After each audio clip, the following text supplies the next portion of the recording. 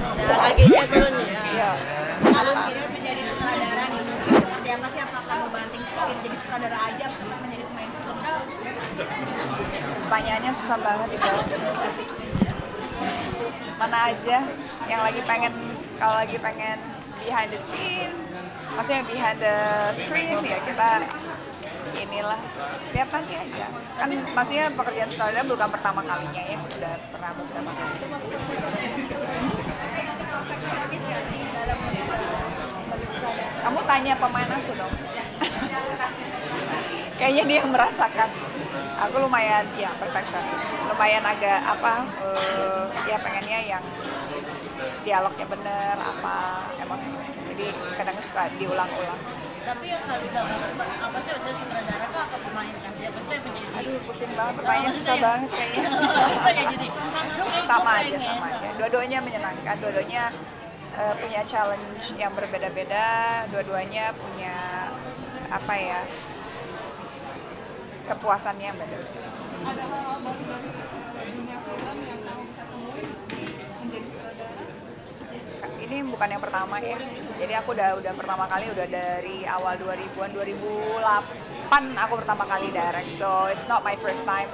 Jadi aku pernah bikin video klip, pernah bikin iklan, jadi pernah bikin tapi on and off. Jadi nggak full time di situ.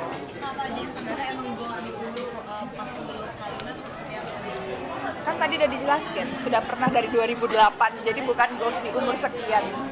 Karena ini kan kemarin juga sempat viral video kamu marah-marah juga, ini mengganggu juga nggak sih karena banyak netizen yang repost tentang video kamu dan mungkin menggiring opini yang nggak baik, seperti apa? Masa sih? Perasaan banyak yang bela. Jadi yang menggiring kamu kali. Saya ada sampai Melani angkat bicara. Ya nggak apa. Apa yang terjadi sih Kak? Bekerja di perusahaan, kalau ratingnya jelek dipanggil nggak sama atasan, beritanya nggak ngejual dipanggil nggak sama atasan, sama aja lah namanya dunia pekerjaan ya. Maksudnya kan semua punya apa ya, role-nya masing-masing. Saya di situ sebagai pemimpin pemilik perusahaan, cuma pengen apa ya yang terbaik aja, karena kalau misalkan saya harus mengawasi dong, maksudnya apapun yang dikerjakan udah sesuai target apa belum, udah benar apa belum. Karena kan kalau saya diem aja dengan hasil yang jelek, artinya saya bukan pemimpin yang baik.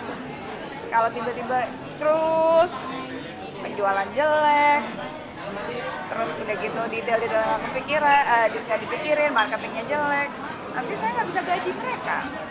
Kan saya juga harus membimbing mereka, maksudnya itu bukan yang nggak ada masalah, nggak ada sebab. Dan itu ya kembali lagi menurut aku ethically it's not right.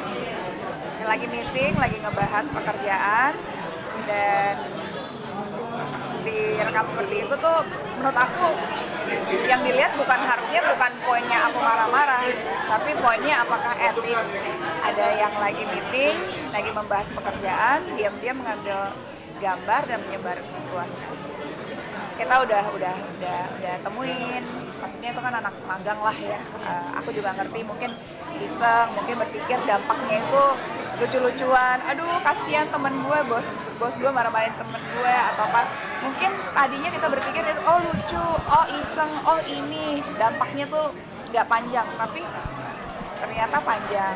Anaknya kita panggil pasti ada teguran lah ya, tapi kita selesaikan secara keluargaan. Saya pengen dia mengerti bahwa itu adalah tindakan yang sebenarnya di dunia apapun, tidak hanya di pekerjaan, tapi misalkan kita lagi jalan iseng-iseng lihat teman kita lagi berantem sama pacarnya, di video-videoin terus kirim ke teman grup yang lain, itu juga sebenarnya kan nggak boleh ya, itu privacy dan itu ada ethically nggak benar dan ada undang-undangnya. Jadi sebenarnya kita juga bersosial media, ngambil gambar, ngambil foto, ngambil video dan kita menyebarluaskan, itu harus kita pikirin ini berdampaknya kemana nih gitu. Dampaknya panjang atau enggak gitu. Kalau aku sih lebih berpikirnya ya kita edukasi aja lah ya, bahwa jangan gitu ya gitu. Ini kan masalah kelangsungan hidup perusahaan, dan kalau saya sebagai pimpinan merasa kurang puas dengan kinerja, dengan apa yang ingin di-campaignkan, kan kalau itu pembahasannya tentang marketing ya, kan kita lagi bikin campaign baru dan itu bukan campaign yang sekali present, terus saya nggak setuju. Itu udah berkali-kali gitu, karena saya kan pengennya yang terbaik supaya produk yang kita jual itu benar-benar target audiensnya kena, market ke konsumen juga kena gitu. Jadi harus dipikirin gitu. Jadi tiba-tiba ada gitu kayak ini kok jadi arahnya ke situ sih gitu.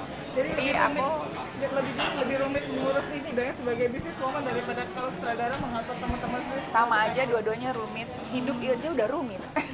Kalau biasanya abis kayak gitu ini nggak sih ada minta maaf atau mungkin traktir orangnya gimana gitu, traktir orangnya gimana? Harusnya mereka yang minta maaf, harusnya nyebarin video minta maaf sama aku dong. Maksudnya reaksi orangnya gimana kak? Oh Nangis enggak.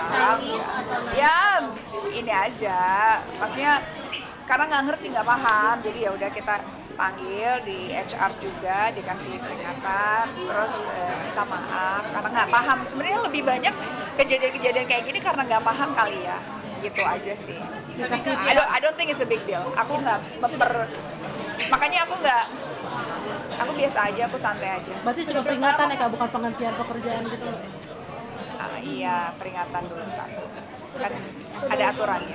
Tapi kan sebagai seorang bos biasanya maksudnya mendisiplinkan karyawan ada reward nggak sih kayak traktir makan atau beliin cemilan? Ada dong. Kita mah kalau kerjanya bagus kita ada ini hero of the month. Ada hero of the month kan?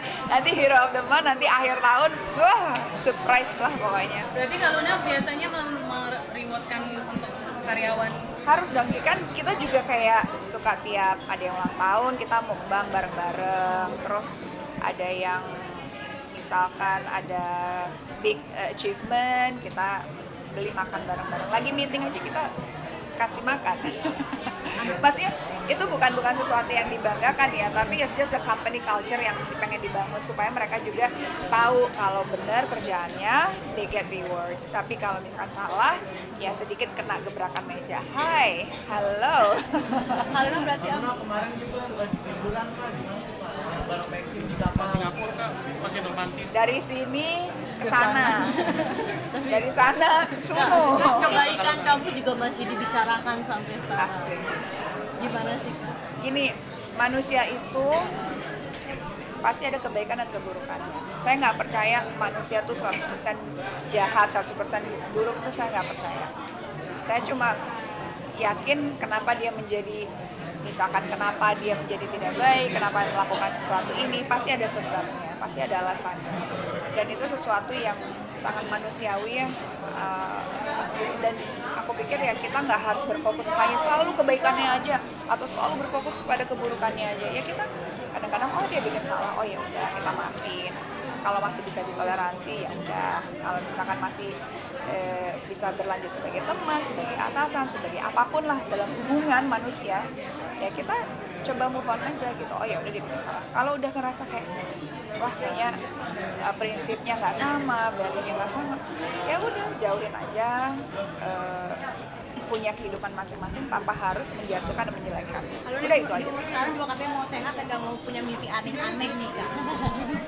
Ya, kenapa tuh? Mungkin apa sih? Kayaknya semua orang di muka bumi ini nggak ada yang punya keinginan tidak sehat. Iya dong. Kamu kalau nggak sehat, kamu nggak bisa wawancara saya loh. Kamu nggak bisa bayar bensin loh, masuk ke sini loh. Sama aja, saya kalau nggak sehat, saya nggak bisa kerja karena tanggungan saya lumayan banyak. Jadi yang paling penting adalah sehat, pikirannya, hatinya, semuanya harus sehat. Jadi bekerja juga yang benar. Kalau punya mimpi aneh-aneh juga nih kak, mungkin goals ke depan. Enggak, apa aja. Sebenarnya bukan mengalir begitu aja. Punya goals, punya mimpi, tapi nggak semua harus diceritakan kan, dijalankan aja. Karena efek kemarin apakah ada kebijakan di perusahaan untuk melakukan pendaftaran Enggak sih, enggak. I think dengan kejadian itu kayaknya lebih sadar. Masing-masing di kantor, tiap divisi juga semakin tahu lah how to actually bersosialisasi yang baik di kantor, di pertemanan, itu kan beda ya. Jadi harus ada boundaries-nya lah. Kamu kan makin romantis dengan Maxim. Iya, makin romantis. Sudah dilihat kan videonya. Ya di situ Jadi aja. sosok andalan nih kan di keluarga Maxim sekarang. Hah? Kita jadi sosok andalan di keluarga Maxim juga nih kak. andalan. Jadi Wonder Woman. Superman kali lah. Enggak lah, nggak ada. Tetap andalan di keluarganya Maxim adalah Maxim. Tapi disayang di keluarga Maxim diterima dengan baik seperti apa? Saya juga disayang di keluarganya Ayu Dewi. Saya juga disayang di keluarganya teman-teman saya. Ya kalau cocok, kalau kita sama-sama baik sama siapapun kan pasti kita disayang, nggak harus tertentu orang ini. Saya kan pengennya disayang sama semua orang. Jadi harus baik sama semua orang. Ya, thank you. Nah, alhamdulillah.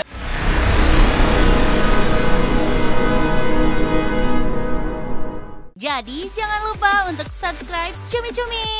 Ditekan ya tombol lonceng merahnya.